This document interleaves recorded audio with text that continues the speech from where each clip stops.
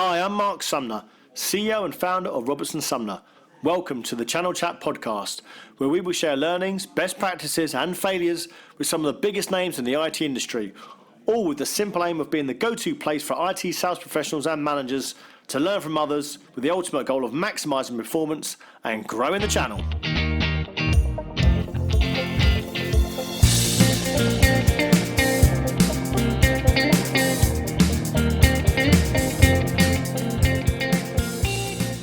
Hello again, it's Marc Sumner, CEO and founder of Robertson Sumner, and this is our Channel Chat podcast.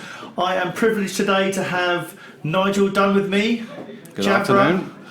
How are we doing? Very good, thanks Marc, thank you very much. Great, thanks for coming into the studio, as it were.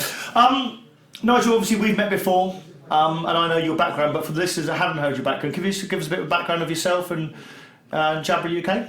Certainly, yeah. I've been in the industry a long while. The palm olive soap keeps me nice and young, but it's over 30 years in the business, and it's all been IT related. So right from the very start, started off with Hewlett Packard, went through distribution, back into having my own company, and then starting companies for other companies, and then back into vendor land afterwards. But it's been a long story. I've been at Tech Data a long time for various different jobs, and come back to vendor world. Right, so how did you start your career? What was the role you did at Hewlett Packard?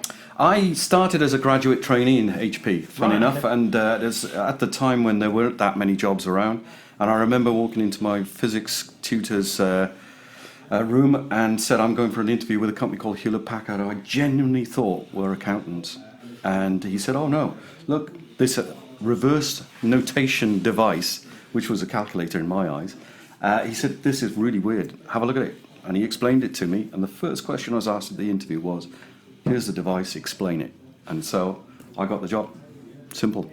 And how long did you work there for? I worked there for about 3.5 years, and then went into reseller land and worked with a company called Rapid Recall, who were one of their top resellers at the time, and a great little company which got acquired by Metrology.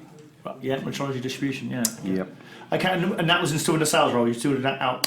Started in sales, but in the reseller world, things were accelerating fast. Job openings came up. I accelerated through sales management, product management, even went into marketing, and ended up managing their divisions.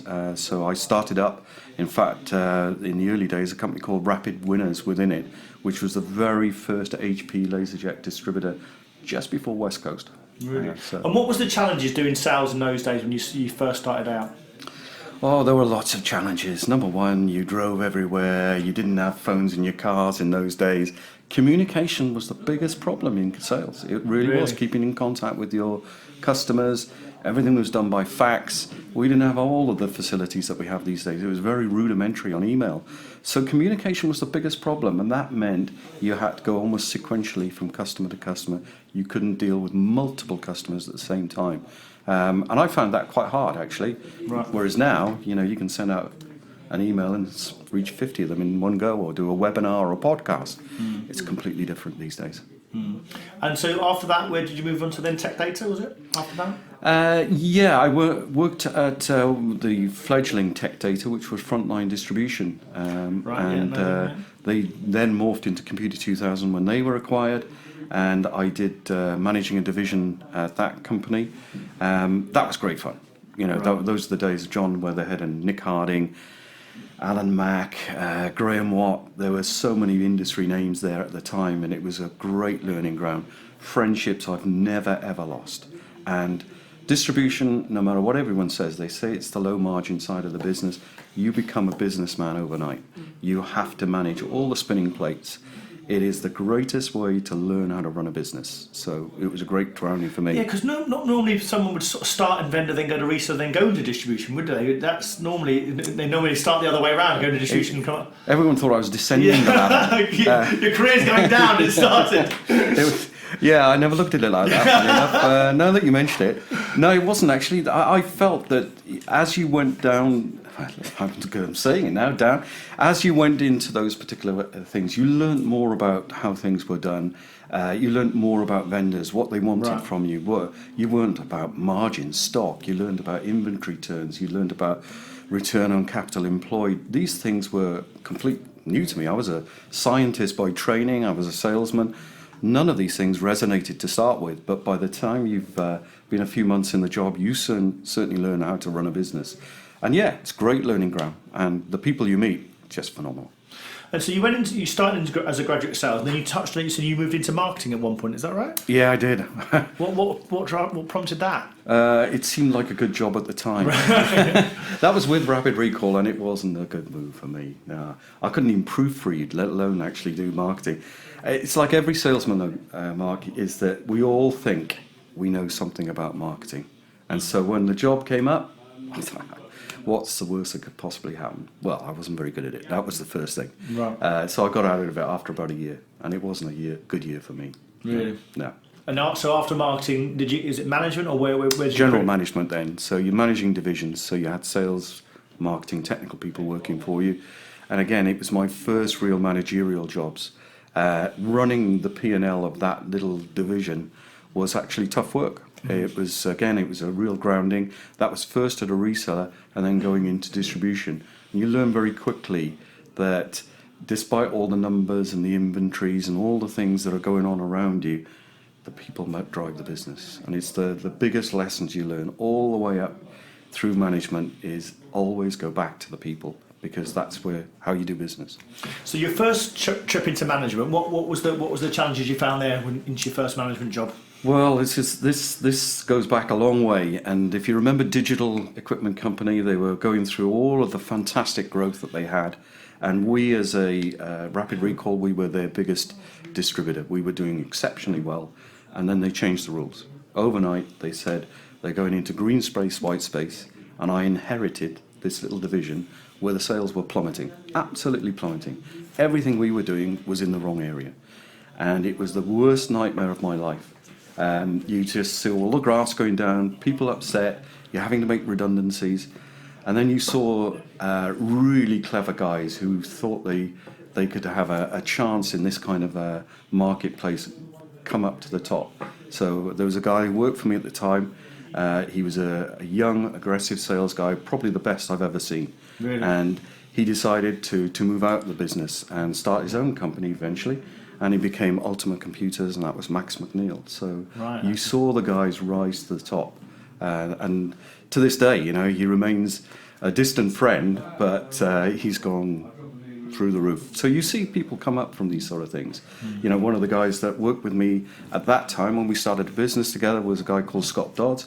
He's moved up in the industry. Yeah, Guess what? Where he is these days. Yeah. So you see all of that, and that's the best part of it. You live, you learn, and you learn from your mistakes, learn from what's chucked around you. So then moving into tech data, what roles were you doing for them?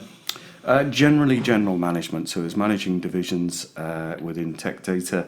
So my last job with tech data was actually, I actually got to run Aslan in the UK right at the time actually when the decision was made to acquire SDG. Right. And was part of the integration project that was going on there. And that was a huge job. And again, that was another massive learning experience, bringing not just the money side of it, the merger and acquisition. There was a lot of money paid for it, but it was about the integration of people, offices, assets, business. Very interesting work. So things that I had been involved with before, but not at that sort of close up. Do you think when people go into management, it can be just sales management? Do you think if you go into general management, it gives you much more exposure about the business? Yeah, absolutely. I think you get to see several different aspects. Sometimes with general management, it's a little bit over-egging it because you're not necessarily in charge of the finance. You may have a profit and loss account, but there are finance people who do some accounting for you who aren't necessarily reporting to you. But generally, it's more sales and marketing. And you do run a business. You have to make things work. You have to fight the market sometimes, find the opportunities. Sometimes it's a bit project management. Sometimes it's finding a new vendor, persuading a new vendor to come to work for you. Tech data gives you all of that. So you learn fast in there. And some of the best people in the industry, I still think, are at that company. But that's not to decry the distributors I work with today, but some of my best mates are down there. So as you did general management, which part of the management did you prefer? Was it the sales, was it the management, or was it getting involved in the vendors? What part of it? Salesmen mainly. It's still the big. Do you still call yourself as a salesperson? If people come up to me and ask me what I do, basically I will tell them, yeah, I run Jabra, but I sell. That's what I do. I love it. It's always been my passion. It was the one thing that, as a young graduate, you looked at all the jobs that you could possibly do. There was only one that leapt off the page and interested me, because effectively you are your own boss. Right. Even if you're just selling in a patch, working for a large company, you are the manager of what you do, and how you spend your time, how you structure your day, how you approach your customers. It's all really down to you. So, yeah, salesman at heart, always happy. Okay. And so when you were obviously at HP on that graduate scheme, what were the sort of lessons you'd learned and how to be successful doing the actual job? Well, it was all new to me at the time. The one thing that you've quickly learned was all that you learned at university has no bearing whatsoever that you're about to do. So all of this physics and chemistry I knew, I never used a single bit of it. And even to this day, you could ask me questions about it and I still wouldn't remember what I'd done because it's so long forgotten. So that's the first thing is generally you are in on your own. You've got to learn fast. So you network fast with people, you get to know people, you get to understand how they do things. And as a young salesperson, you typically pick up all the dirty jobs, right. Or packing equipment for events and such like, running around for salespeople, making sure the customers have got coffee. It's not glamorous, is it really? No, it's not always as good as it's cracked up to be. No. But also you then get to see some of the masters at work. So you learn from some of the guys that are there. And that's typically how you grow up in those environments, and eventually they let you on your own in front of customers. And yeah, HP was a great grounding. They train you so well. The training is second to none. You got sent to exotic places to learn how to configure up a system. Why you had to do it in Grenoble, I don't know, but it was good. So it was a fun place to be. So as your first job moving into industry, there aren't many better places to go. Would you say that you're in a rare position that you've worked throughout the channel? So you worked in distributor, reseller and vendor. If you were recommending for a young graduate to go into the channel, what part of the channel would you think would be the best as a grounding for them? It's difficult to know where to start with these things. My view, and I think I said it recently to one of Callum's interesting posts, was that what do you consider to be the best part of the channel? I actually think that one of the best parts I bring to it is I've been in every part of it and seen it for all its aspects. And actually I've learned from every bit. So wherever you go, you actually can apply something that you've learned. So I don't say it doesn't matter where you start. Just sit, learn, find out what's going on, learn from the people around you. Because within the channel, within the IT industry generally, there are some of the best people I've ever seen in work. I'm sure there are plenty of other people who are in other industries, construction and oil and such like, but actually some of the cleverest, funniest, most interesting people I've ever met are in the industry that I'm in today, which makes it the best place to be. Great. So tech data, you did general management and then taking your career up further. What happened after that? I started my own company actually. So okay. Yeah, Scott Dodds, myself and a guy called Ken Grant, we set up a business. We had an idea to become the first downloadable software that you could possibly imagine. And we did it off a compact disc in the world of Unix in those days, Sun Microsystems. It was an idea we had, licensed software on a disc, you demo it, and if you want to buy it, you unleash the license and off you went.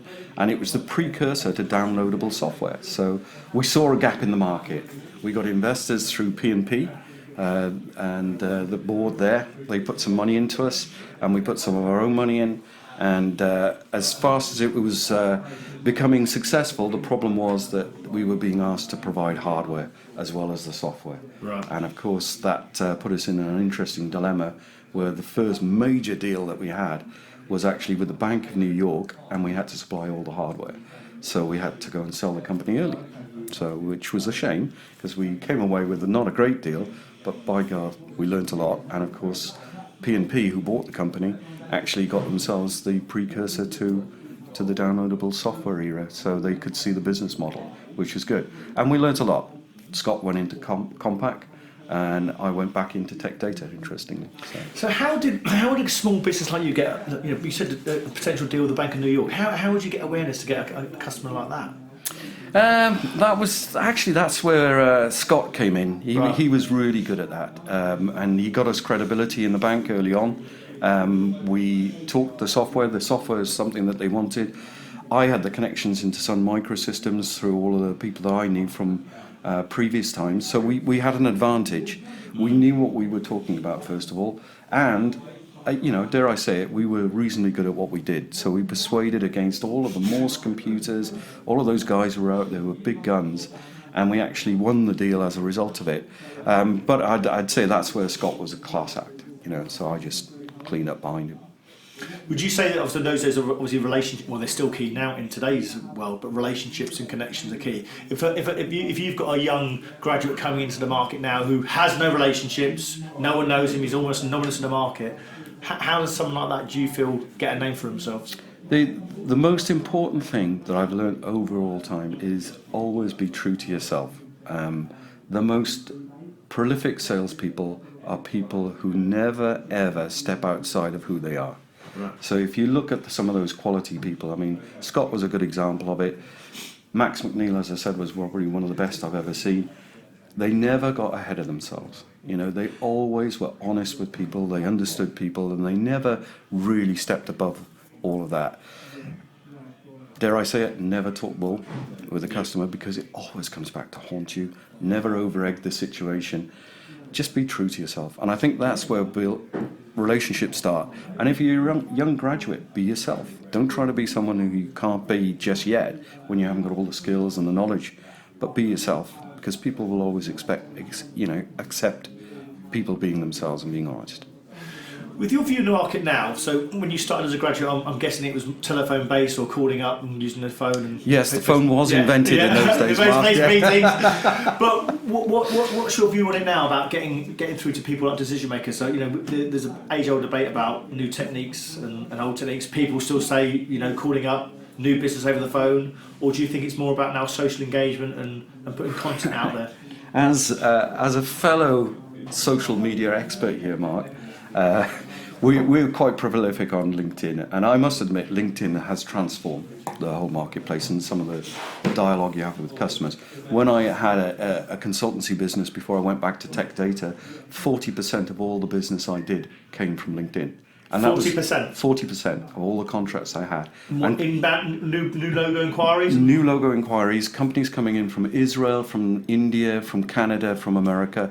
It was coming from LinkedIn. And what you were doing was answering business questions. They used to have an old Q&A section on there, and you would answer a question somebody put there, something like, how do I get a foothold into the European market?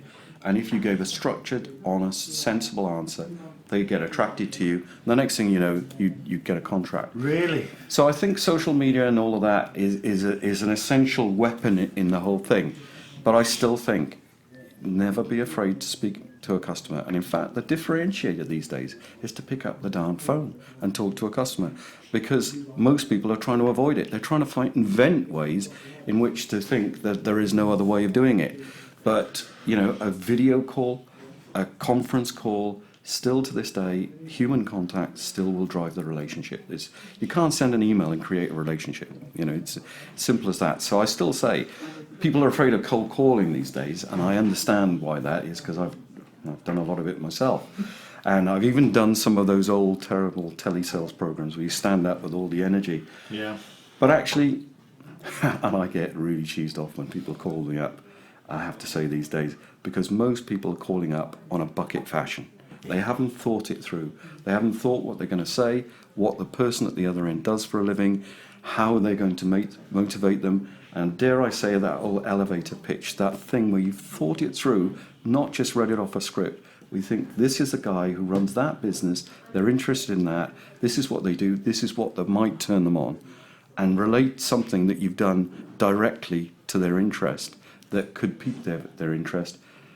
It still is one of the most profound ways to get a lead, I think. So don't be afraid of it. Do you think decision makers now actually have cold calls? If someone cold call you, It all would they get hold of you? It all depends. Yeah. If someone calls me and there's a delay at the start of the phone, click, I'll put it down. Right. So then it's going to come from an insurance company or whatever. But if somebody wants to call me up and says, let's say it's a recruitment company, then it may be that they say, I see that you've been working on LinkedIn, and you're in this business area and you're growing really quickly. I just wanted to call you up and say, is there anything I can do to help you? That's actually a really good way of introducing yourself. Yeah. But it's that understanding that I've been doing something, or my industry is doing something, and that's a much more personal way of doing it. So rather than pretending that you know what they're talking about, but really are reading off a script. That's not good fun. And you said that you're getting 40% of your leads and new business from LinkedIn. Do you think now, new business in general, people should be advocating doing cold calling, or should they just be using social media, or both? Is it a mixture? You've got to do a mixture. I mean, there's a balance. The world has changed tremendously, and a lot of people are driven by what's written online these days. And so attracting people through the online medium is very, very important. But differentiation through the online mediums. Some of the things you're doing on the podcast and on the video side attract new people because it's of interest. If people are putting, you see one of our employees, Natasha Lindsay, doing her own video blogs lately. That was pretty much her own initiative with Amanda in the office. They'd come up with subject matter, short, sharp, clip little things. Natasha's now a global account salesperson. She's moving up in the world because people understand that what she does makes a difference. And I think her customers loved it. Yeah. And she got a lot of inquiries. Jabra's esteem went upwards. And it's innovative thinking. So she got new inquiries as a result of that. In terms of managing someone like that, so for instance, I know kudos to her, I think it is great, and she's done it off her own back. Do you think, if you're managing someone and you've got a target and you've got activities and KPIs, that sort of stuff isn't managing KPIs. There's not many managers that will say, actually, I want you to put out content or videos, etc., etc. Why do you think that is? Yeah, there's always the old dilemma of whether you should be doing that for a living or whether you should be picking up the phone and hitting your target and such like. But I think in the world of the multiple communication platforms, it's one weapon in the armory. Yeah. For me, if I go and look at LinkedIn, it's usually the first thing in the morning. I'll troll through. I'll see whose birthday it is and wish them a happy birthday if I know them. If I see something that they put up there that's of interest, I'll like it or comment on it. And equally, they'll probably do it back to me as well. If somebody's got a promotion, I'll congratulate them. You look down that list, it takes less than 30 minutes before the coffee's made first thing in the morning. It isn't that hard. It's a bit of a discipline. I know that then maybe during the lunch break, you can record a little podcast video, whatever it is. These things are perfectly acceptable in a working day, in my opinion, because there's so many other things where you go downtime, where someone's interrupted you, and you go off and go and have a chat about something that's not really relevant. Guess what? You could be making a call or communication of that nature. So I think it's all relevant, personally. I wouldn't knock a person for doing it. So if you were managing, I know you're managing people, but in how you manage people, would you still manage them on calls or activity, etc.? Because that's quite still old school. Would you give them carte blanche to sort of use to be creative and content, etc.? We have a big debate internally about this, CRM and monitoring people. Sometimes, if you get obsessed by the same things, you don't see the whole picture. And this is something I keep saying to people, is that don't get obsessed by one single form of measurement. Interestingly, at Tech Data, we used to have a European president who would fling something at you out of the blue, and he had immense capacity to floor you with a question. And Nestor was classic at that. So you go into a room, you think you're on your game, and he'll just through one side angle question, he'd kill you. So the best thing is to know your business as well as you can all round. Don't get obsessed by any single set of numbers, but understand the base level of your business and understand the mechanics of what's going on, the market, etc. And then all the other numbers will come through and prove a point. So yeah, I don't manage by the number of calls, because I manage by seeing how successful people are. Outcomes. Yeah, outcomes are most important. Would you give someone carte blanche to do new business their own way or manage their accounts their own way? Yeah, generally you point them in the right direction, but if you recruit the right people, they understand what they're doing anyway. But, Always, if people are moving off track, they're not being successful, of course, then you've got to try and bring in the old school rules and say, what is it you're doing? Okay, so successful salespeople makes more interactions than you. Try more interactions. Work out how it is you're going to do that. Maybe you haven't emailed that person often enough, given them enough information. Maybe you're not calling on them enough. You can go back to the basic principles when people are moving off the track. But actually, if people are being successful, don't knock it. Don't knock what's happening. So I try and encourage people what they're doing. Great. So let's move on to Jabra. So how we've gone from tech data, been was number one distributor in the UK, and then you've gone into Jabra. How did that happen?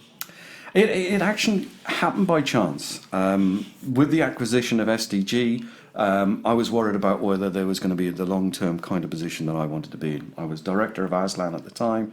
The new structure, there was already a new MD brought in, and so I thought, okay. Andy Gass and I have gone back long enough that you know what the score is. So I decided that actually I'll sort of find something new. So we agreed a period of time because it was a very important time in the integration. And during that time, I get called by a headhunter. And Charlotte asked me this afternoon, actually, how often do I get approached? And, there's these people going, I got headhunted all the time. It's only happened once in my career. Your profile's not that good, Nigel, is it? Nobody ever calls me. Nobody loves me. It's a nightmare. And this was the first guy that came out. I mean, there have been various calls, but not real true headhunting. It's more like, do you know someone who does this? And this guy called me up, and it really piqued my interest. It was one of these sort of situations where I had no idea what a headset did, other than the fact I used one for my job. But the way he explained it to me, and I thought, you know what, this is interesting. And so I went along to the interviews, and I tell you what, you could not be failed to be impressed with a company that was that innovative. And what I put it, in my mind, I saw it as an opportunity of what Jabra were going to try to do in the office space was very similar to an Apple type of play, was to come in from a completely different angle. And I liked that. I just thought, you know what? There was an opportunity there. So yeah, it really caught my fancy. And what was the angle? What was innovative about it? It was the whole idea of transforming the way people work. If you look at things that have really game changed in the industry, it is about making your job completely different to what it was before. So in the old days, we picked up a telephone, we used a handset, we dialed a number. What Jabra were doing was to say, if you want to change your technology to unified comms is not about picking up a telephone and making a call. It is about a whole suite of things that allows you to become the most mobile individual, because it no longer tethered you to your desk. It no longer tethered you to a country. You could be anywhere in the world, and you could appear to be at your desk or in your house. Yeah. That is transformational. And if you do it right and get it away from telephony, it's not about saving money on telephone calls. It's about transforming the way you work and driving productivity. I liked that angle. I thought that was good. And their new ways of working strategy was something that really resonated with me. And it's been a passion of mine now for the last 5.5 years. Fantastic. And then bring us up to date now, the last 5 years. So how's the career gone from the last 5 years and Jabra's moving up the... Well, we're growing nicely. Yeah. We're growing nicely. Yeah, talking numbers, I mean, it's... one of the things that we wanted to do when I first came on board with Jabra was that we were not punching our weight in the United Kingdom. And my job was to run the United Kingdom. And we were number 2 by a long way. We had barely 19% market share. And I just don't like being number 2. It's just not in my DNA. You just wanted to think, how can we change that? Right. And our main competitor at the time was Plantronics. They had something like 70% market share. They were slaughtering us. But we were growing nicely with the market. We decided to change that. So we set out a vision and a plan to say that by 2020 we'd be number 1. And we're now 2019, and we're around about 45% market share. So we're chasing them down every single day. Fantastic. And what would you put that down to? What's been the success behind that? We changed the game from selling products to selling what the customer needed. Right. And that whole idea of the transformation of the way people worked, and the whole thing of what unified communications were going to do, what Microsoft was saying in the marketplace about how you're going to work for the future, leading up to Microsoft Teams, it resonates completely with what we do for a living. We had a set of products that fitted the bill, mind you, but it meant changing the salespeople's attitude. The first thing I saw on a slide when I walked into Jabra was, it's only a headset. That's one of the weaknesses. So if there's one thing I was going to change very, very quickly, was to upgrade the sales force to understand that we actually were the most important device, because that last 3 feet to where the telephony and the millions of pounds that were being spent, success or failure was by usage. And if that person did not like it because they couldn't get away from the telephone, or they didn't like the soft phone interface, or they thought it was all newfangled, the headset would make a difference. And so we made it that way. And that made us more important than Microsoft, in my opinion. And so we walked out there and talked that story. And the sales guys responded superbly. And all the new ones that we brought on board, thanks to you guys, they've all responded the same way. Do you think there's a big difference between someone selling product and kit and someone able to sell solutions to a customer? Yeah, just go take a look at the figures. I mean, in Q1 of this year, Jabra Audio, as we're called, globally we grew 36%. If you look at our competitors' figures, you know, there's a world of difference. It works. Believe me, it works. And if you were giving advice to a candidate who was in that product sale and he thinks, do you know what, I'm in a market that I'm just selling product and kit and I want to get out of there, I'd like to go into solutions, what advice would you give him to sort of get into that sort of market? It's the age-old thing. If you're a salesman, the most obvious question you're asked when you walk into an interview process is, here's a pen, sell it to me. Well, the first thing is, don't focus on selling a pen. Work out what it does. So when you're saying you're going to sign a multi-million-pound contract with British Telecom tomorrow morning, what would you like to do? Do it with this Mont Blanc pen or a biro? And that's when you sell value over the price. That's the way to look at it, is to think, what are you going to do? What is the outcome? What do you want to achieve from it? What are your needs, etc.? It's a completely different way of looking at it. And that's where most candidates will fall flat in their face. They'll do something stupid. So when you interview candidates like that, what are you looking for when you see a candidate come in who can demonstrate he's got those raw skills or the ability to do solution selling? The first thing is to try and, I respond to candidates who read me. And so if they understand what I'm trying to talk about and get things out of me, then typically they're into my space. So if they're looking at, why is Jabra so successful? Immediately my ears go up. I like that sort of thing. If all that they do is read off their CV, which sadly, about 70% of most candidates make the same mistake of they talk through their career, which may be very illustrious and very interesting. Frankly, it's not what I want to hear. So I look for what they want out of the interview, whether they're going to be interested in me. Because the biggest difference is that a candidate comes in just for a sales job for the hell of it, because the money sounds good. Yeah. They may not fit with Jabra because they may not like what we do. They may not actually be as passionate as we are, or we might be under passionate. If they don't know about us and get the information out of the people who run the company, then they'll never know whether they really want that job. And so the way that they interview me more than I interview them is critically important. So the 3 questions I'll ask, they say, what do you want to ask me right at the end of the interview, are the most important questions they'll ever ask in the interview process with Jabra.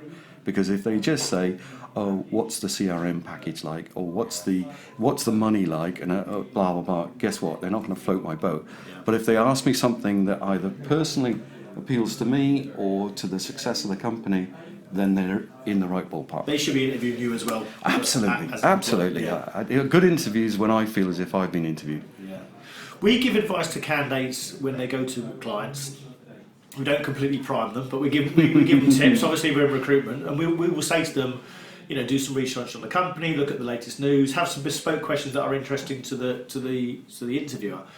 When you're interviewing candidates, you touched it on a moment. What advice would you give to candidates that are going to interviews that you're looking to that would impress you? So if someone comes to you and you think that was an impressive candidate because he did X, Y, Z. The most important thing is to find out what understand what Jabra have done in the business, and look through things like LinkedIn and the public domain stuff that actually is very illustrative of what we've been up to, particularly with the success story. And when we talk about our successes, we very rarely talk about the percentages of what we've done, this, that and the other, unless it's public figures. So you can go and grab those. But actually, if you get underneath some of the things that we do, like the events we do up in Finland, or if we do it in Norway, get a feel of how we go about our business, and then ask a question of why is it that you do these sort of things? What do you think makes you more successful than others?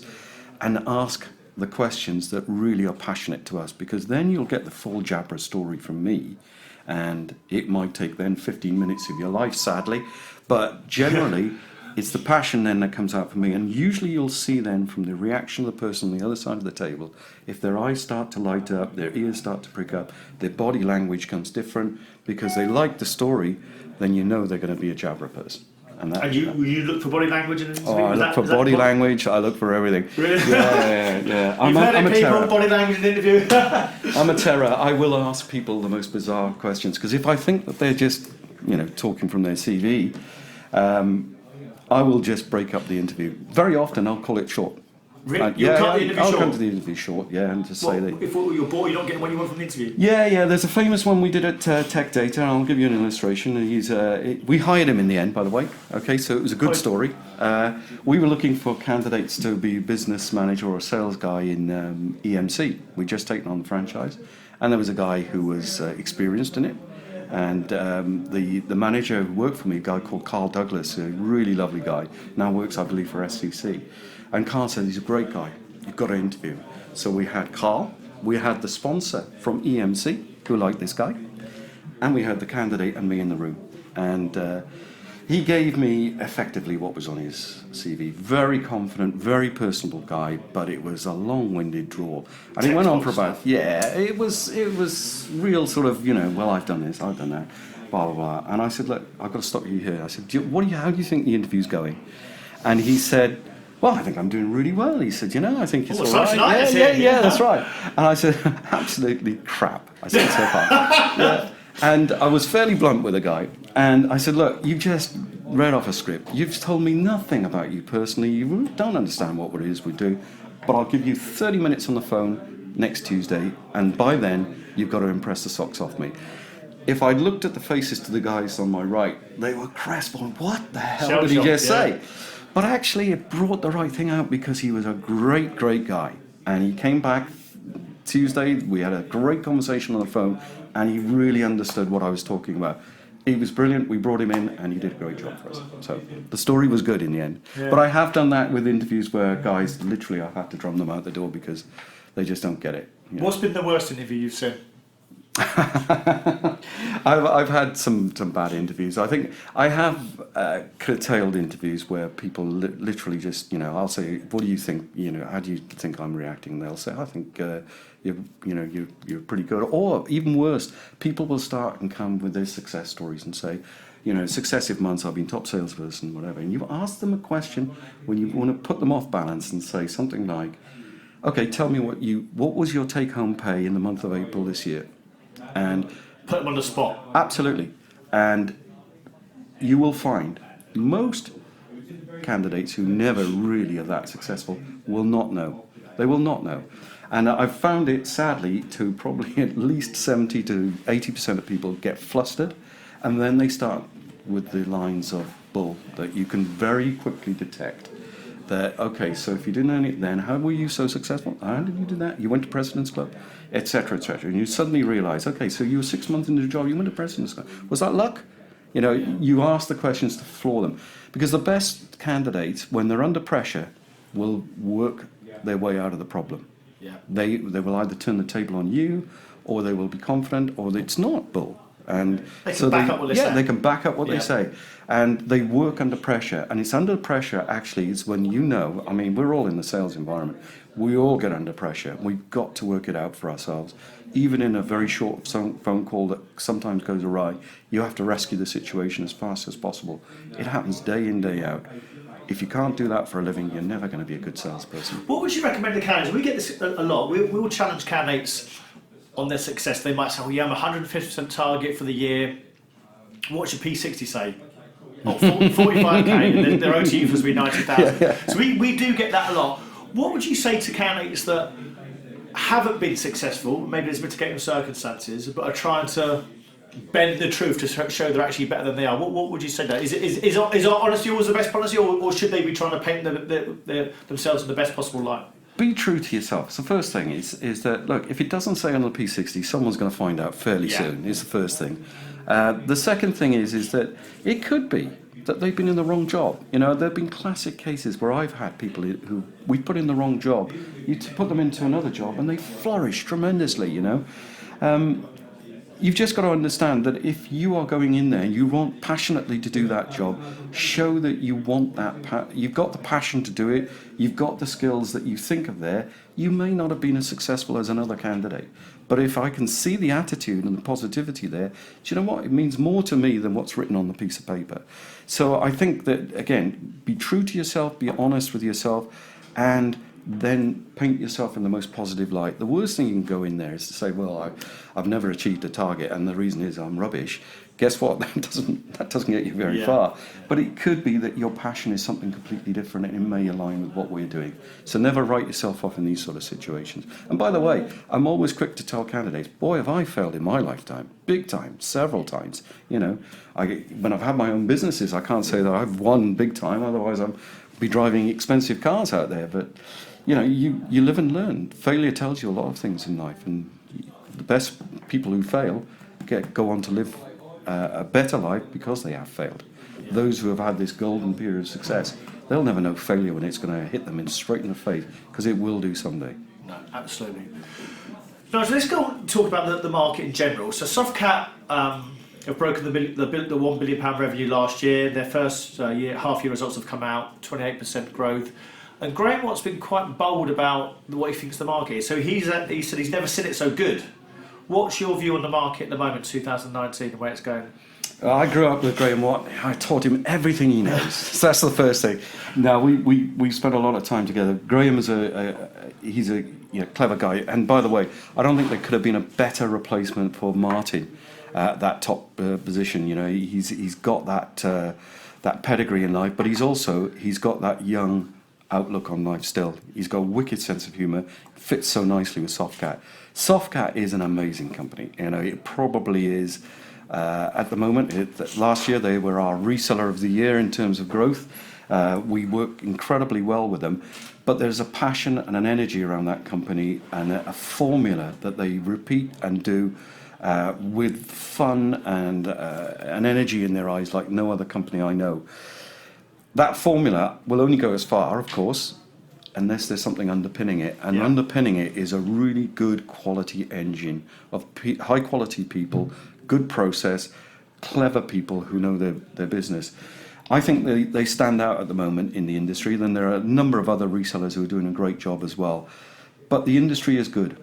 You know, right now we're in a good place. Good times at the moment. Yeah, leading up to the Brexit time, I mean, it was such an energetic and growth market.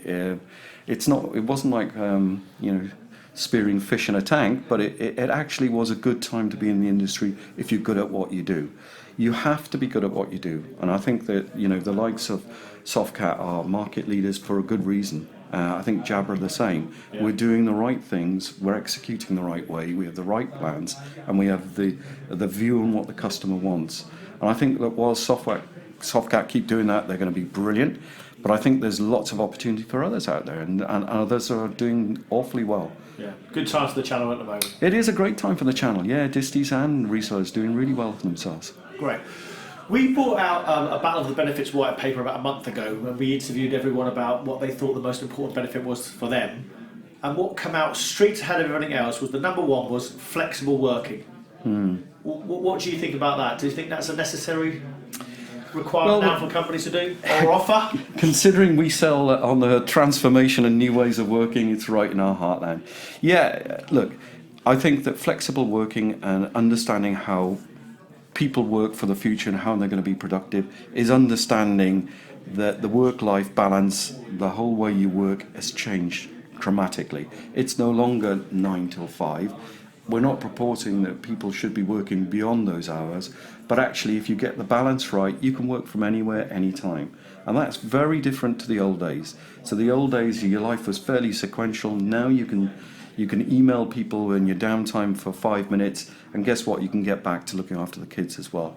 Flexible working is critical, and interestingly for us, that we've had some high-profile cases where people have left us very recently, and they went for money, and they went for the right things, and they thought they were doing the right thing. They came back to us not because we were going to pay them more, really, but because of the way we work.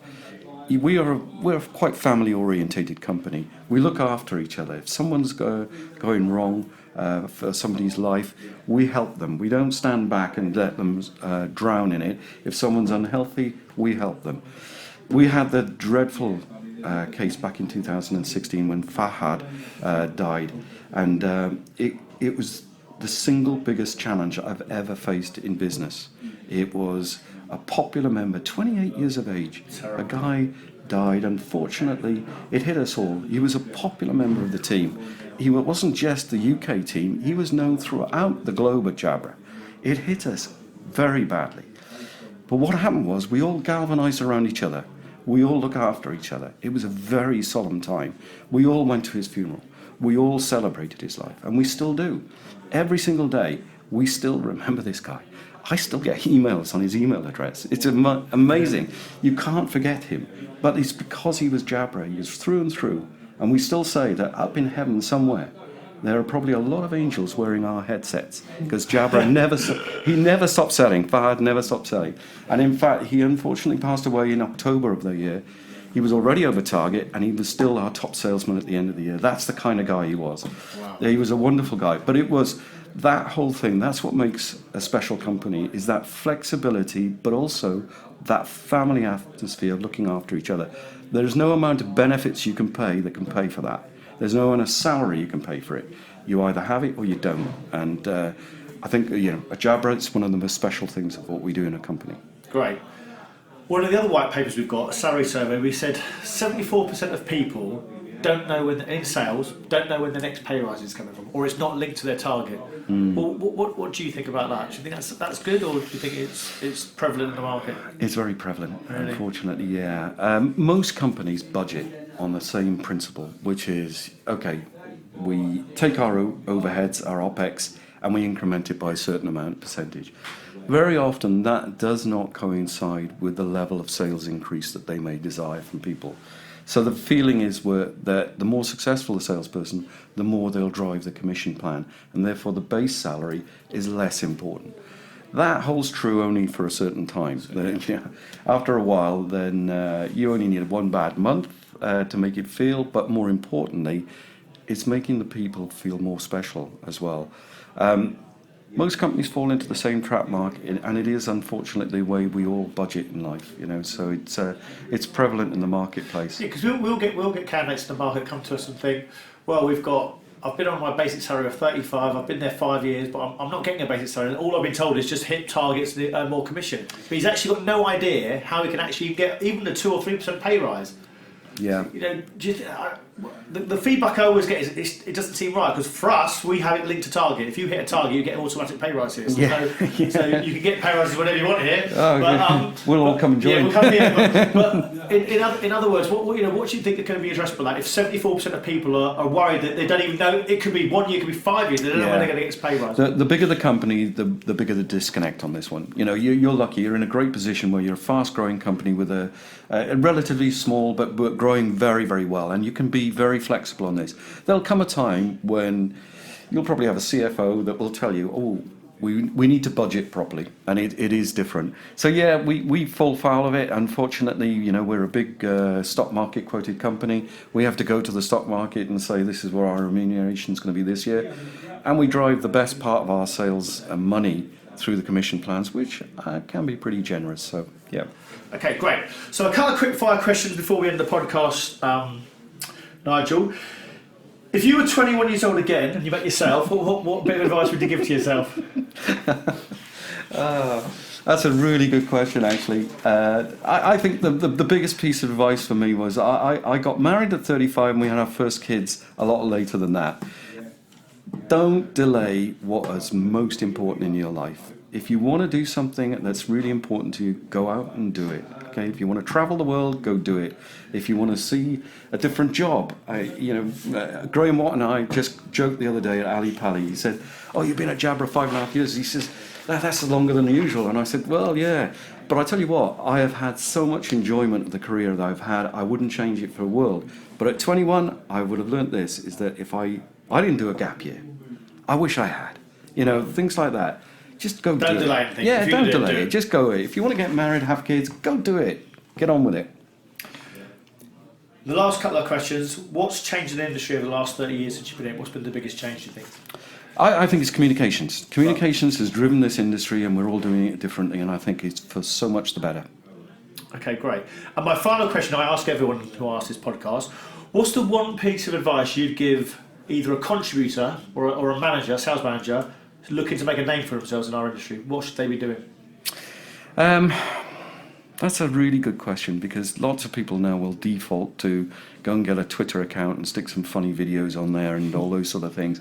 But you know what? I'm not a big advocate, even though that I do a lot of stuff on LinkedIn, which is very business orientated. There's an awful lot of people out there selling snake oil about promoting yourself as an individual. I love the way that you use social media, because it's about Robertson Sumner and what you do, and talking about business and how to retain talent, what's important in the world. These are things which are important. So it's actually what you know, the skills that you get, that will define you as an individual. And if you want to make a name for yourself, acquire as many skills as you can and show how good you are. You don't have to go and say it on a public domain, but if you actually talk about your business in a way that people will value and understand, they'll value that far more than you as the individual shouting about it. So that's my advice. Nigel, thanks for your time today. It's been a pleasure hearing your views on the channel, and all the best with Jabra in 2019. Thanks for joining us and listening to another episode of our Channel Chat podcast. If you've enjoyed what you've heard and are listening on iTunes, please could you give us a review and subscribe in order to get the newest episodes as soon as they're released. Otherwise, as always, we release an episode every Thursday at midday, so hopefully you can join us then.